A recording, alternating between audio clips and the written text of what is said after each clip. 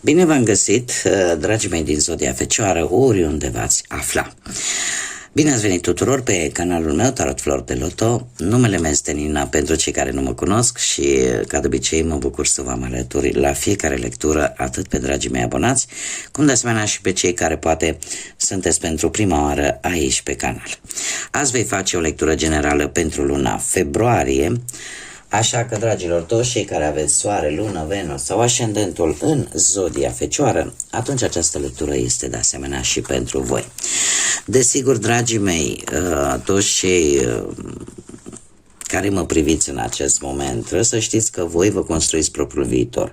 Așa că vă rog din suflet să luați decât acele mesaje care rezonează cu voi, iar restul lăsați-le să zboare în univers, pentru că sigur sunt pentru alte energii care într-o mai mică sau mai mare măsură au o legătură cu Zodia Fecioară. Așa cum am obișnuit, cei care mă urmăriți de ceva vreme, vom extrage câte o carte pentru fiecare săptămână a lunii februarie, să vedem așa în linii generale cu ce vine sau ce se întâmplă, ce surprize vin în luna lui februarie pentru voi. Încă două cărți. Să vedem. Și încă una.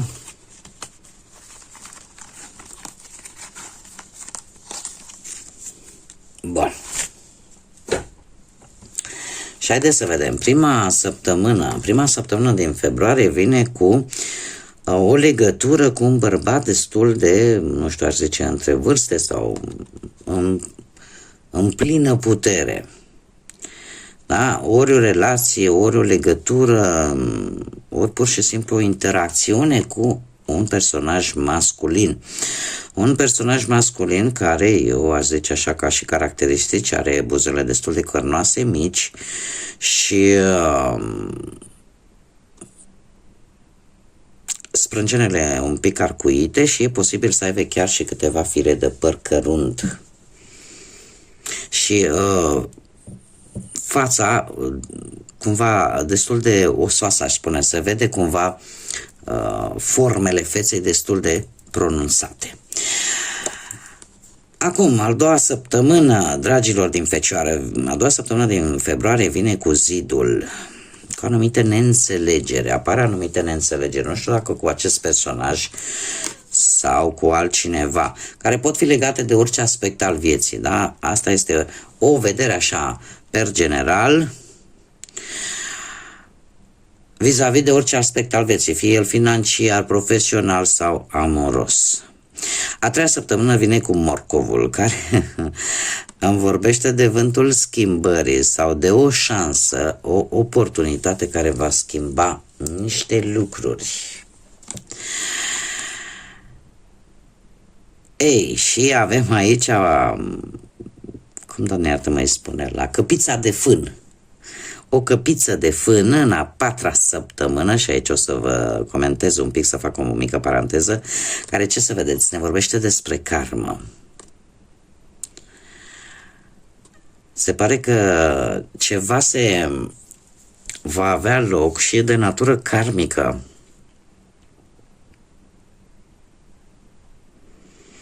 Posibil să fie legat de ceva din trecutul vostru. Acum nu ne spune cum este, că poate să fie de bine, să fie nu prea de bine. Cert este că ultima săptămână din februarie, mai precis pe data de 28 februarie, cei care mi-ați urmărit lecturile știți că am făcut o lectură specială pentru alinierea planetară, alinierea a 6 planete încă din luna lui ianuarie.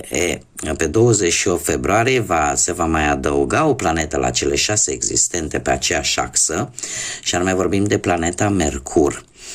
Un eveniment astronomic și astrologic în același timp foarte important, care se pare că va afecta pe rând fiecare zodie și la nivel global și la nivel personal. De ce?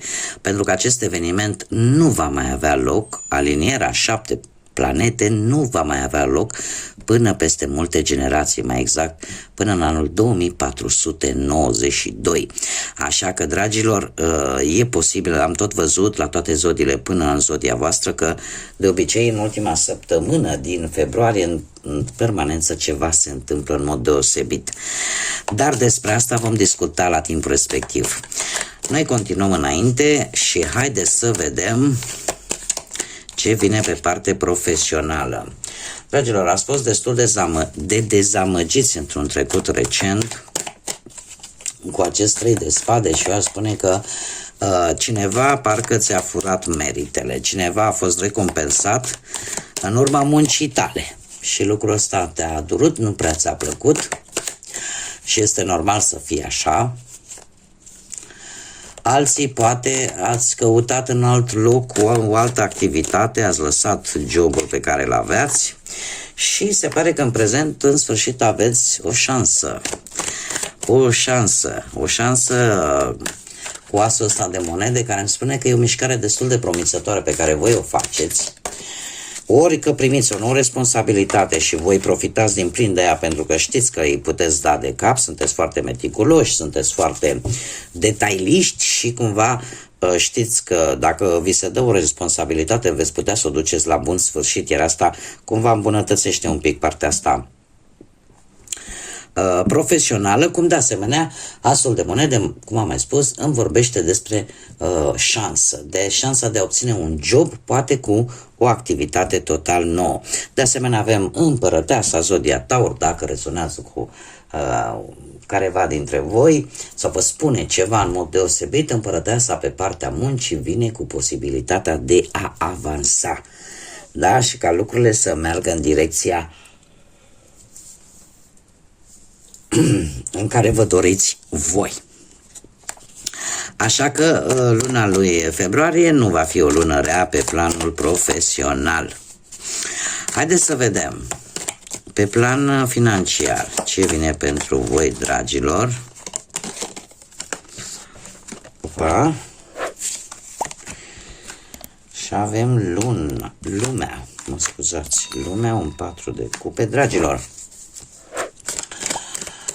Se pare că ați avut, dacă ați avut ceva dificultăți pe plan financiar, ele într-un trecut nu foarte îndepărtat, încet parcă au dispărut. Nu știu dacă a avut legătură cu cineva din străinătate care e posibil să vă fie ajutat sau pur și simplu ați câștigat niște bănuți în urmea poate unei vânzări-cumpărări, da?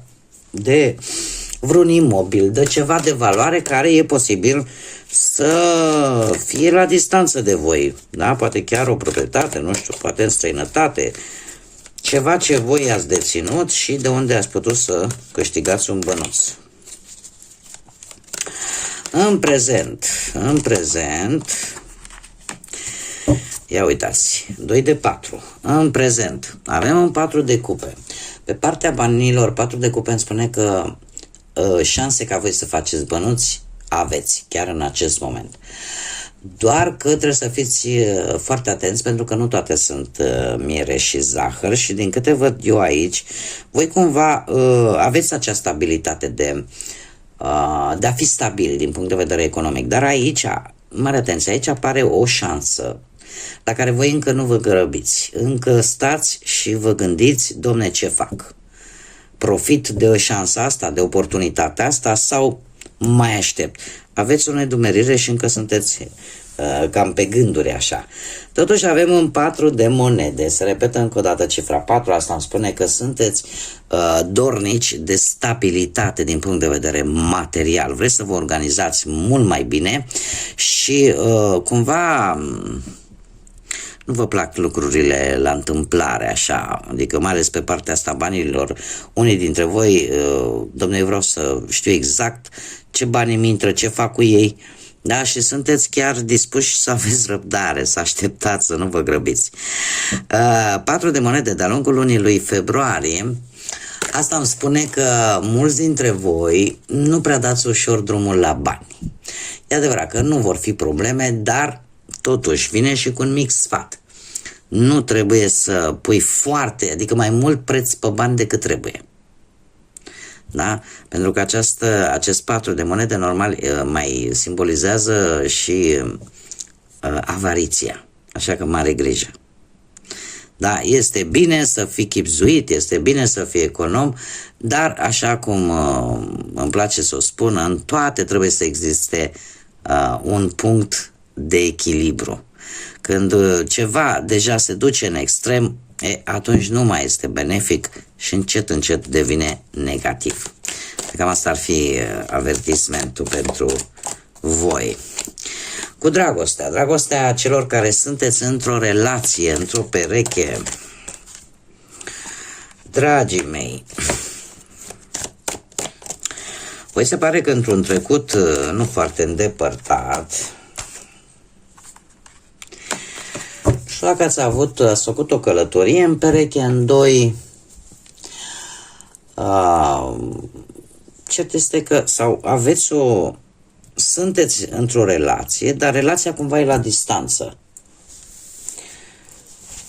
Și în momentul de față, cu optul ăsta de bâtea, spune că cumva ceva parcă vreți să rezolvați situația asta într-un anume fel. Mult aș zice că este vorba de o relație la distanță și cumva vreți să-i găsiți o soluție, vreți să-i găsiți, să o rezolvați și sunteți conștienți că cumva rezolvarea respectivei situații depinde foarte mult de voi. Și veți încă de acum încerca să vă puneți în mișcare așa și să acționați. Cum de asemenea e posibil ca unii dintre voi să fi început poate o relație în trecut la un drum, poate chiar în străinătate, sau la un drum mai lung, dar totuși să fi considerat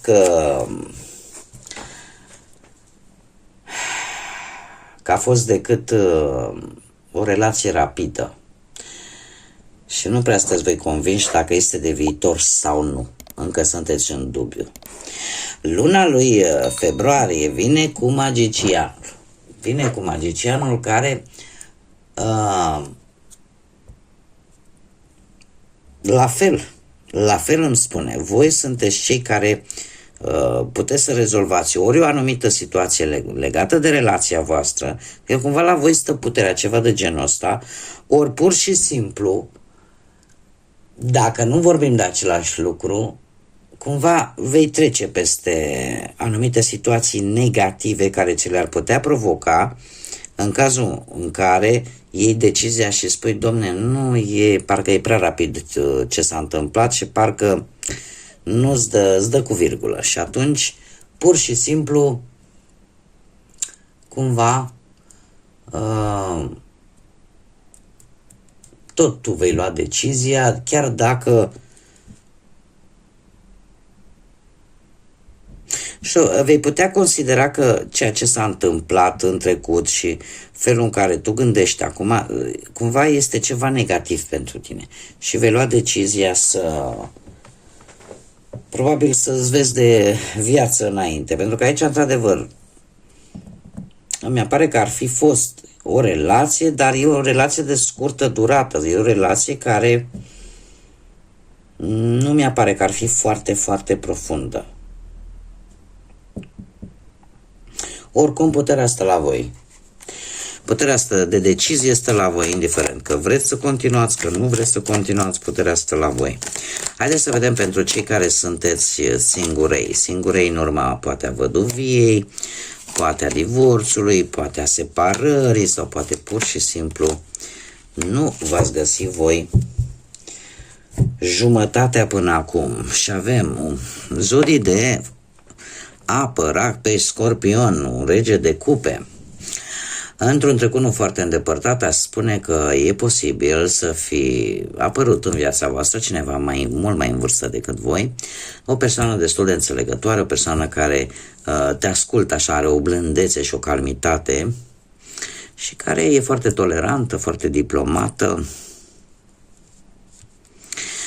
În prezent, în prezent avem un paj de spade care îmi vorbește de foarte multă nerăbdare. Voi nu prea sunteți, cum să zic eu, cumva vreți să vă mișcați un pic mai repede în acest moment. Și trebuie să vă spun că dacă nu veți reuși să vă... și e posibil să aruncați niște vorbene la locul lor și să stârniți o situație care mai târziu, de-a lungul lunii lui februarie, să nu prea vă convină, așa că mare atenție cu nerăbdarea asta pentru cei care se regăsesc în acest mesaj. De ce? Pentru că pajul de spade, da, este renumit pentru nerăbdarea sa și pentru faptul că de multe ori ce gândește aia spune, și mai ales dacă e și la supărare sau la ceva stare nervoasă, nu va aduce decât situații conflictuale. De ce? Pentru că avem turnul care îmi vorbește de situații destul de explozive, ca să zic așa, care vor aduce o schimbare importantă. Haideți să vedem ce vine după turnul ăsta. Nu știu dacă diferența este prea mare de vârstă, e posibil. Da. Deci toată situația care se va crea și va continua de-a lungul lunii lui februarie, trebuie să vă spun că va duce la o decizie importantă pe care voi va trebui să o luați și care poate implica poate un compromis pe care voi puteți să-l acceptați sau nu. Și e posibil să apară aici implicarea unui personaj din trecutul vostru, posibil chiar al unui fost sau foste, și voi va trebui să luați o decizie clară, importantă, da? Între două persoane. Și decizia voastră e posibil să o luați cu inima și nu cu mintea. Nu știu dacă Zodia Gemeni vă spune ceva. Haideți să vedem ce numere importante sunt pentru voi, dragilor, din Fecioara, luna lui februarie. Care sunt numerele importante pentru voi? Avem numărul 1, poate să fie data de 1 februarie, o zi de duminică, da, în care vei vedea mult mai clar, ți se va dezvălui o situație foarte clar. Ziua de 12 sau desigur, în 12 zile ar veni ziua 12 sau 12 săptămâni. Ce se va întâmpla? Lucrurile se vor îmbunătăți. De-abia din momentul ăla ceva se va îmbunătăți. Da? Deci avem ori data de 12, ori pur și simplu 12 săptămâni. Haideți să vedem inițiale de nume, prenume, porecle sau pseudonim de persoane care vor avea poate importanță pentru voi de-a lungul lunii februarie sau care pur și simplu voi veți interacționa cu aceste persoane. Și avem litera J, litera D, litera E, litera C. Vă puteți descoperi desigur și inițialele propriilor voastre nume. Asta înseamnă că, sigur, un anumit mesaj din această lectură este pentru voi. Avem litera Z, litera H și litera... mai e una ascuns. De 2 ori litera H și litera O. Ca și zodii, aș spune că predomină foarte mult zodiile de aer, Gemeni, Balanță, Vărsător. Predomină bine, nu așa. Și mai puțin zodiile de foc, Berbec, Leu, Săgetător, și la fel de puțin zodiile de apă, Rac, Pești sau Scorpion. Dar zodiile de aer predomină chiar foarte mult. Haideți să vedem care este mesajul pentru voi, dragilor, mesajul Universului pentru dragii mei din Fecioară pentru luna februarie.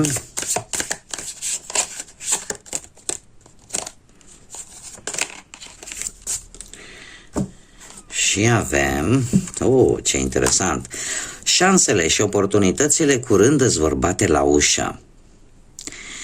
Acestea îți vor reuși să limpezească facturile pe care probabil ar trebui să le plătești. Finanțele tale sunt pe cale să se schimbe. Acum că tot vorbind de facturi, am văzut foarte bine că avem aici o carte care ne vorbește de karmă și care de multe ori zice, Doamne, când ai cât o factură de plătit la modul metaforic, da? Echivalează cu această karmă. Așa că ceva se va întâmpla, ceva important se va întâmpla și așa cum v-am mai zis, sigur are legătură cu această aliniere fantastică de atâtea planete care avem spre norocul nostru. Generațiile care trăim și care le vedem în acest moment este un eveniment important și se pare că pe voi vă va prinde de partea bună a baricadei. De ce? Pentru că șanse, oportunități curând vă vor bate la ușă. Așa că cel puțin pe plan financiar lucrurile se vor schimba, eu zic în bine, da? Pentru că aici am primit răspunsul la această carte de aici. Da, sunt lucruri care se vor clarifica și cel puțin pe partea finanțelor lucrurile vor sta mult mai bine. Bun, dragii mei, aceasta a fost lectura pentru voi. Eu vă mulțumesc tuturor pentru prezența voastră. De asemenea, mulțumesc tuturor pentru suportul și aportul vostru în sprijinirea și în dezvoltarea acestui minunat proiect numit Tarot Flor de Loto. Nu uitați, desigur, în continuare să vă aduceți aportul, micile astea gesturi de like, de poate lăsat un comentariu sau de distribuit, sunt un ajutor extraordinar pentru dezvoltarea acestui canal și eu vă mulțumesc din suflet pentru toate aceste lucruri. Cum de asemenea, cei care încă nu v-ați abonat și poate v-a plăcut, ați rezonat sau pur și simplu vreți să mai vedeți și alte lecturi de genul acesta, nu ezitați, abonați-vă, este gratuit, iar eu vă aștept cu mare drag ca de fiecare dată la fiecare lectură. Zise toate acestea, vă doresc un februarie cât mai liniștit, cât mai plin de lumină în suflete și în gânduri, cât mai plin de înțelepciune și până data viitoare când ne vom reîntâlni, ca de obicei, să fiți iubiți, dragilor.